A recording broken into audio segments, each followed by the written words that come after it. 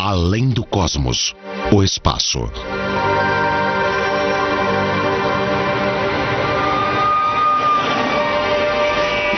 A gente enxerga o mundo como um lugar cheio de coisas. Prédios, carros, ônibus e pessoas. Em nenhum lugar isso parece tão evidente como numa cidade populosa como Nova York.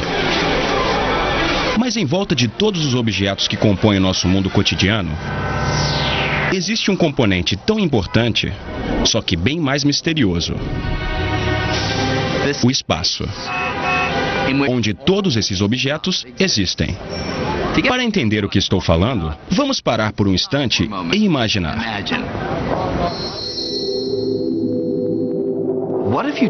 E se você tirasse todos esses objetos? Tudo mesmo. As pessoas,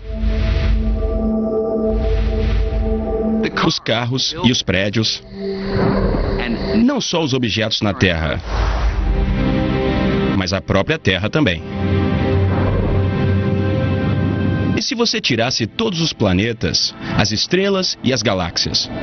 Não só os objetos grandes, mas coisas muito pequenas, até os menores átomos de gás e poeira. E se você removesse tudo, o que sobraria? A maioria de nós diria que não sobraria nada, e isso está certo. Mas o estranho é que também está errado. O que sobra é o espaço vazio. Acontece que o espaço não é um nada, é alguma coisa. Uma coisa com características ocultas tão reais como as dos objetos do nosso dia a dia. Na verdade, o espaço é tão real que pode se curvar, pode se torcer e pode se ondular. É tão real que o espaço vazio em si ajuda a moldar tudo no mundo à nossa volta e forma o próprio tecido do cosmos.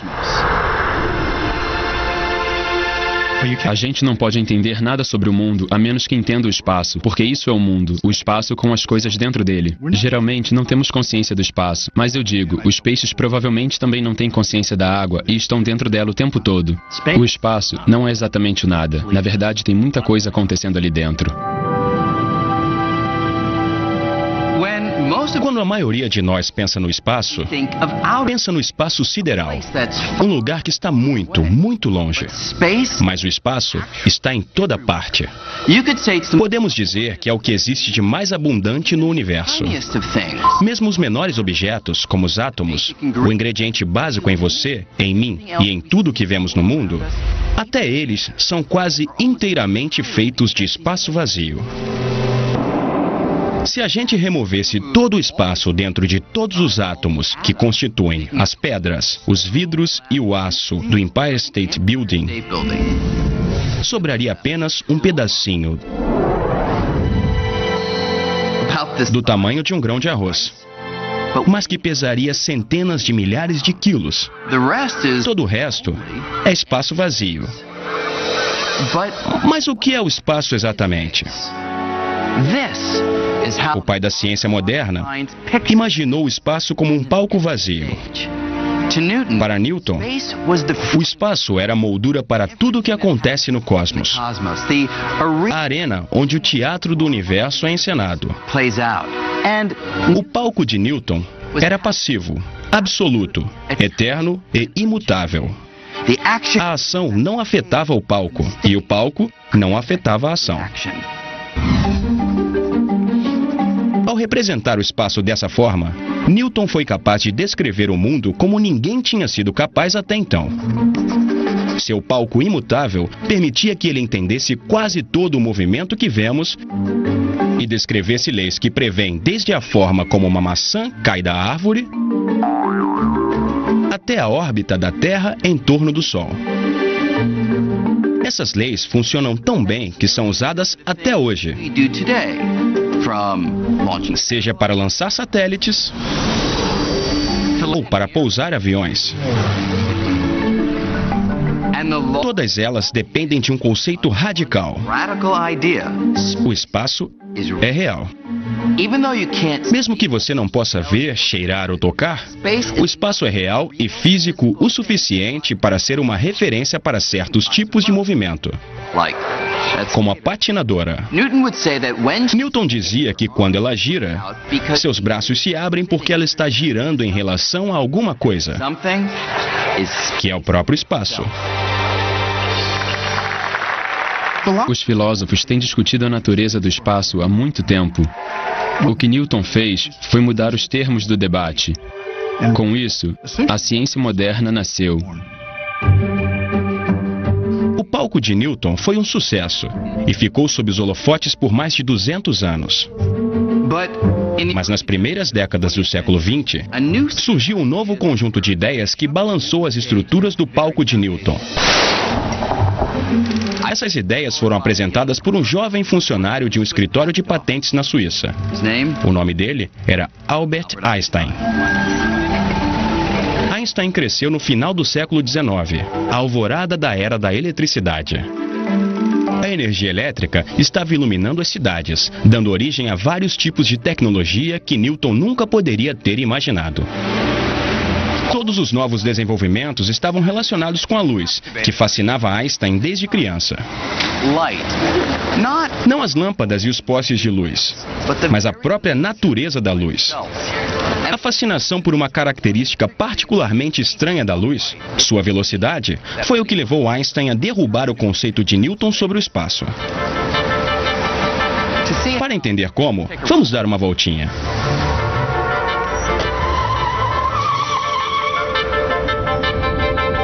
Nesse momento, estamos viajando a 32 km por hora. Para ir mais rápido, o motorista só precisa pisar no acelerador para a velocidade mudar. A gente pode sentir a mudança, mas também pode ver no velocímetro do táxi ou num desses radares de velocidade. Pode diminuir agora. Mas imagine que, em vez de medir a velocidade do táxi, você tenha um sinal de radar que mede a velocidade da luz emitida pelo farol. Esse sinal mediria a luz viajando a uma velocidade espantosa, 1.080.000 km por hora. Quando o táxi começa a andar, você pode pensar que a velocidade da luz aumenta tanto quanto a velocidade do carro. Afinal de contas, o táxi em movimento dá um empurrãozinho para a luz. Mas, para nossa surpresa, não é isso que acontece. Nosso sinal de radar, ou qualquer outra medição da velocidade da luz, sempre vai detectar a luz viajando a 1.080.000 km por hora, independente do carro estar em movimento ou não. Mas como pode ser? Como todas as medições da velocidade da luz podem ter sempre o mesmo resultado? Quando você corre até uma parede, ela está indo em direção a você mais rápido do que quando você está parado em relação a ela. Mas o mesmo não acontece com a luz. A velocidade da luz é a mesma para todo mundo. Isso é extraordinário. Einstein resolveu esse quebra-cabeça da seguinte forma. Sabendo que a velocidade é só uma medida do espaço que um objeto percorre ao longo do tempo, ele propôs uma ideia incrível. O espaço e o tempo poderiam trabalhar juntos, se ajustando constantemente na medida certa para que a velocidade da luz seja sempre 1.080.000 km por hora. Para respeitar essa característica absoluta da luz, o tempo não poderia mais ser absoluto. O espaço teria que deixar de ser absoluto. E ambos precisariam ser relativos de um jeito que um influenciasse o outro.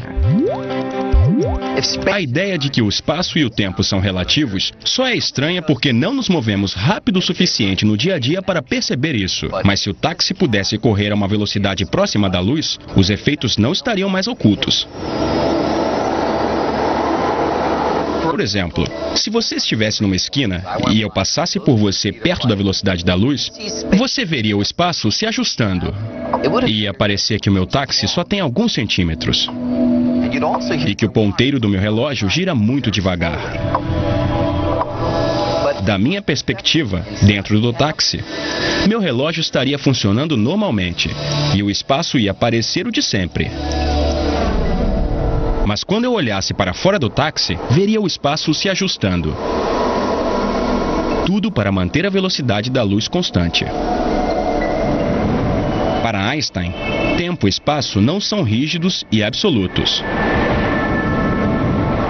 Eles se fundem com o movimento para formar uma única entidade que veio a ser chamada de espaço-tempo. Nas mãos de Albert Einstein, essa nova ideia do espaço desvendou um mistério profundo envolvendo a força mais familiar do cosmos: a gravidade. Newton sabia que a gravidade é uma força que atrai os objetos entre si. E as leis que ele descreveu prevêem essa força com uma precisão fantástica. Mas como a gravidade realmente funciona? Como a Terra atrai a Lua por centenas de milhares de quilômetros de espaço vazio? As duas se... Após se dedicar ao problema por mais de 10 anos, Einstein chegou a uma conclusão surpreendente.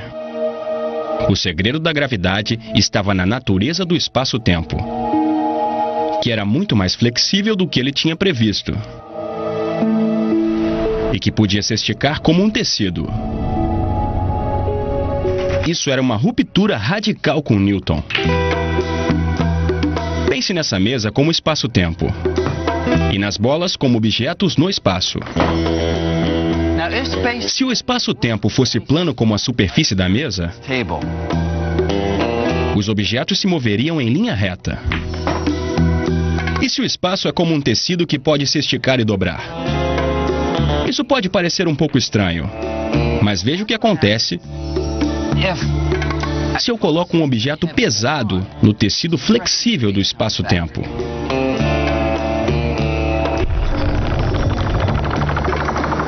Se eu der mais uma tacada, as bolas vão se mover por uma cavidade criada no tecido por esse objeto. Einstein percebeu que é assim que a gravidade funciona de fato. Ela é a deformação do espaço-tempo causada pelos objetos nele. Em outras palavras, a gravidade é a própria forma do espaço-tempo. A Lua não mantém a órbita porque é atraída pela Terra por uma força misteriosa, e sim porque se move ao longo de uma curva no tecido do espaço-tempo criada pela Terra. Com Einstein, o espaço se tornou não apenas real, como também flexível. Então, de repente, o espaço tinha propriedades, tinha curvatura. De repente, o espaço tinha uma geometria flexível, quase como uma folha de borracha. Isso abre um novo caminho para pensar a realidade e descrever todo o universo. Einstein virou Einstein por causa dessa observação. Enquanto Newton considerava que o espaço era passivo, Einstein considerava que ele era dinâmico. Para ele, o espaço está entrelaçado com o tempo e determina como os objetos se movem.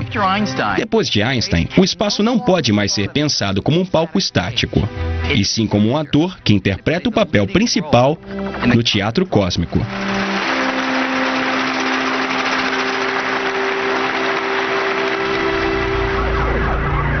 Agora, uma coisa é pensar o espaço como sendo dinâmico, ativo e flexível, como um tecido. Mas ele é realmente assim? Isso é apenas uma metáfora ou descreve de fato o que é o espaço? A teoria de Einstein prevê que uma nova forma de descobrir seria fazer uma viagenzinha até a borda de um buraco negro. Os buracos negros, estrelas que sofreram colapso, são objetos maciços que foram reduzidos a uma fração de seu tamanho original. De acordo com os cálculos de Einstein, a gravidade em volta deles é tão forte que um buraco negro girando pode arrastar com ele todo o espaço, que é torcido como se fosse um pedaço de pano. O buraco negro mais próximo está a trilhões de quilômetros de distância, o que faz com que seja um grande desafio testar essa previsão. Mas no final dos anos 50, um físico chamado Leonard Schiff começou a procurar uma maneira de testar as ideias de Einstein mais perto de casa. Schiff se inspirou em um objeto que consideramos um brinquedo de criança: o giroscópio. Ele pensou que, se o espaço realmente se torce como um pano, o giroscópio pode ajudar a detectar isso. Era uma ideia estranha e foi desenvolvida em um lugar estranho: a piscina dos professores em Stanford. Lá, em 1959, Schiff se encontrou com dois colegas, William Fairbank e Bob Cannon. Ele estava empolgado com o anúncio de um giroscópio de alta tecnologia que tinha visto. Apesar de ter uma aparência diferente, ele funcionava basicamente como um brinquedo de criança. Naquele momento, os três decidiram lançar um dispositivo como esse na órbita da Terra. Normalmente, o eixo de um giroscópio aponta para uma direção fixa. Mas se a Terra está realmente arrastando o espaço, o eixo do giroscópio seria arrastado junto com ele, deslocando sua orientação de um jeito que poderia ser medido. Era um plano brilhantemente simples. Só tinha um problema. As teorias de Einstein prevêem que a rotação da Terra torce o espaço só um pouquinho. Tão pouco que seria como medir a altura de uma moeda a 100 quilômetros de distância. A equipe ficou mais de 2 anos tentando entender como fazer uma medição tão precisa. Eles finalmente criaram um plano de acoplar 4 giroscópios que se movem livremente a um telescópio apontado para uma estrela distante. Se o espaço se torce, ao longo do tempo, os giroscópios não apontariam mais para a estrela, já que ficariam presos na torção do espaço. Em 1962, eles solicitaram financiamento da NASA, pedindo mais ou menos $1 milhão para o que viria a ser conhecido como Gravity Probe B. A princípio, os membros da equipe pensaram que o projeto levaria uns 3 anos. Eles estavam otimistas demais. Com uma equipe cada vez maior, o Gravity Probe B se tornou o experimento de maior duração da história. Eles ficaram décadas e décadas tentando realizar a ideia original, que era lançar um telescópio no espaço e construir giroscópios que eram uns dos objetos mais precisos que já foram criados. A tecnologia é simplesmente assustadora. É que nem uma cenoura na frente de um burro. A gente sempre estava a 5 ou 10 anos de conseguir fazer isso. Depois mais 5 ou 10 anos, por 35 anos. O projeto consumiu mais de 4 décadas e $750 milhões e quase foi cancelado pela NASA 9 vezes. Finalmente, em 2004, a equipe se reuniu para presenciar o lançamento.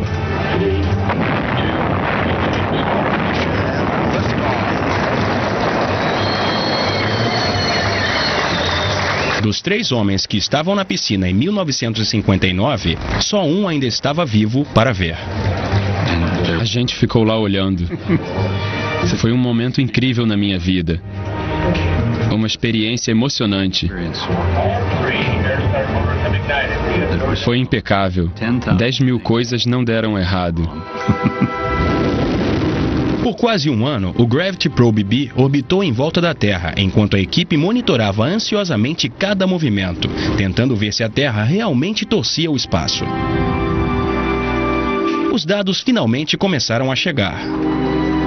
E havia um problema.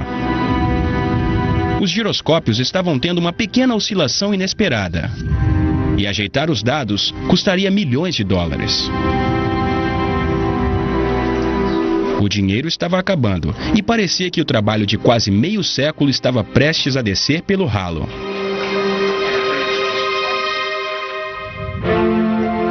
Quase no último momento possível, apareceram 2 fontes de recursos. O filho de William Fairbank, um dos membros originais da equipe, fez uma doação pessoal, e Turki Al-Saad, um membro da família real saudita formado em aeronáutica por Stanford, providenciou uma grande doação. Ao longo dos próximos 2 anos, o problema com os dados foi resolvido, revelando que os eixos dos giroscópios tinham se deslocado quase exatamente como estava previsto nas equações de Einstein. Acho que foi a primeira vez que deu para ver o efeito de Einstein, a deriva, a olho nu. Esse experimento forneceu a prova mais direta de que o espaço é uma coisa real. Uma entidade física como um tecido. Afinal de contas, se o espaço fosse nada, não haveria nada para torcer.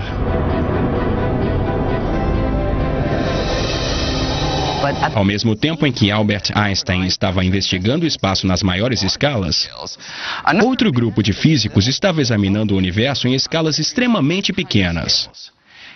E eles encontraram um território completamente inexplorado, no qual a ideia de Einstein sobre o espaço não foi encontrada em lugar nenhum. Para entender o que estou falando, imagine que você pudesse encolher a um tamanho bilhões de vezes menor. Essa é a esfera dos átomos e das partículas subatômicas, os componentes fundamentais de tudo que podemos ver. Se você tem esse tamanho, o mundo segue um conjunto de leis totalmente diferente, chamado mecânica quântica. De acordo com essas leis, mesmo que você tentasse remover cada átomo e partícula, veria que o espaço vazio está longe de ser vazio. Ele está repleto de atividade. As partículas estão constantemente deixando de existir e ressurgindo. Elas surgem do nada, aniquilam umas às outras rapidamente e desaparecem.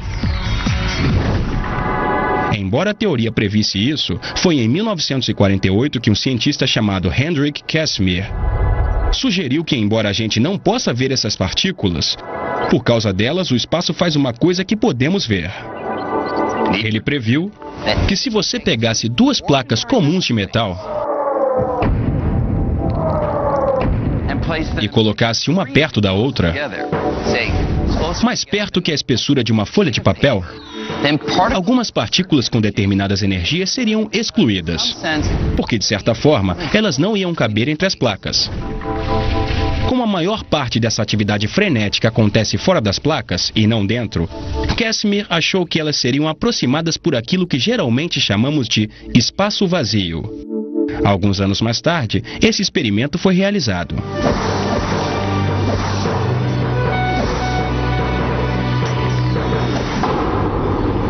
Isso provou que Casimir estava certo. No espaço vazio, as placas se aproximavam. Então, na escala atômica, o espaço vazio não é vazio. É tão inundado de atividade que pode forçar objetos a se mover. Hoje em dia, a busca por entender o espaço na menor escala continua com um dos experimentos científicos mais caros da história. Esse é o CERN, a Organização Europeia para a Pesquisa Nuclear, em Genebra. Aqui, enterrado a mais de 50 metros do solo, está o Grande Colisor de Hadron, o acelerador mais poderoso do mundo. Seu custo foi cerca de 10 bilhões de dólares, e ele acelera partículas subatômicas até mais de 99,99% da velocidade da luz, e faz com que elas colidam umas contra as outras. Na chuva de detrito produzido por essas colisões, os cientistas descobriram uma fauna de partículas estranhas e exóticas. Agora mesmo, eles estão perseguindo uma das mais complexas. Uma partícula que seria fundamental para formar tudo, desde os átomos no nosso corpo até as estrelas mais distantes. Se essa partícula for encontrada, ela vai redefinir nossa concepção do espaço e cumprir uma missão que começou mais de 40 anos atrás. Tudo começou em 1964, quando um jovem físico inglês chamado Peter Higgs fez uma sugestão tão radical sobre o espaço que quase arruinou sua vida. Me disseram que eu estava falando bobagem, que eu não poderia estar certo. É claro que ninguém entendeu o que eu estava falando. Higgs e alguns outros cientistas estavam tentando montar um quebra-cabeça. Todas as partículas fundamentais do universo contêm diferentes quantidades de massa, que normalmente consideramos peso. Sem a massa, essas partículas nunca se combinariam para formar os átomos que compõem todas as coisas que vemos no mundo. Mas o que cria a massa? Por que as partículas têm diferentes massas? Por mais que os cientistas tentassem, ninguém nunca tinha sido capaz de responder essa questão complexa. Num fim de semana, após uma caminhada nos arredores de Edimburgo, Higgs teve uma ideia curiosa. Usando a matemática, ele imaginou o espaço de um novo jeito, como se ele fosse um oceano. As partículas estariam imersas nesse oceano e ganhariam massa enquanto se movessem por ele. Para entender como isso funciona, pense na massa de uma partícula como a fama de um ator. E no oceano de Higgs, como os paparazzi. Algumas partículas são como os atores desconhecidos e passam facilmente. Os paparazzi não estão interessados nelas. Mas outras partículas são como as grandes estrelas e têm que abrir caminho. Quanto mais essas partículas se esforçam para passar, mais elas interagem com o oceano e ganham massa. Higgs estava convencido de que tinha feito uma grande descoberta. Mas quando ele enviou sua ideia para um jornalista do CERN, ela foi rejeitada. Sem se abalar, Higgs aprimorou sua teoria, até que surgiu a chance de apresentá-la no antigo recanto de Einstein, o Instituto de Estudos Avançados de Princeton. Ele esperava que suas ideias fossem encontrar os críticos mais ferrenhos lá. Eu estava dirigindo feliz na estrada, quando vi uma placa para Princeton. E isso me fez perceber no que eu estava me metendo. Comecei a suar frio e a tremer. Tive que parar o carro para me recompor. Mas Higgs insistiu. Aquela foi a primeira de uma série de conversas que iriam convencer seus colegas de uma vez por todas que aquilo era uma grande descoberta. No fim das contas, eu os venci pelo cansaço. Eu triunfei. Então aproveitei as festas que vieram em seguida. Hoje, a ideia pioneira de Higgs, chamada de campo de Higgs, é crucial para o nosso entendimento do espaço. O campo de Higgs está em toda parte, e até no vácuo mais vazio do espaço tem um efeito. Ele nos dá massa. Acho que Higgs merece mesmo crédito por ter sido uma das pessoas que disseram que o espaço é uma coisa, e tem propriedades que são intrínsecas, das quais não podemos nos livrar. Não dá para desligar elas. O único problema é que não temos nenhuma prova física de que o campo de Higgs existe.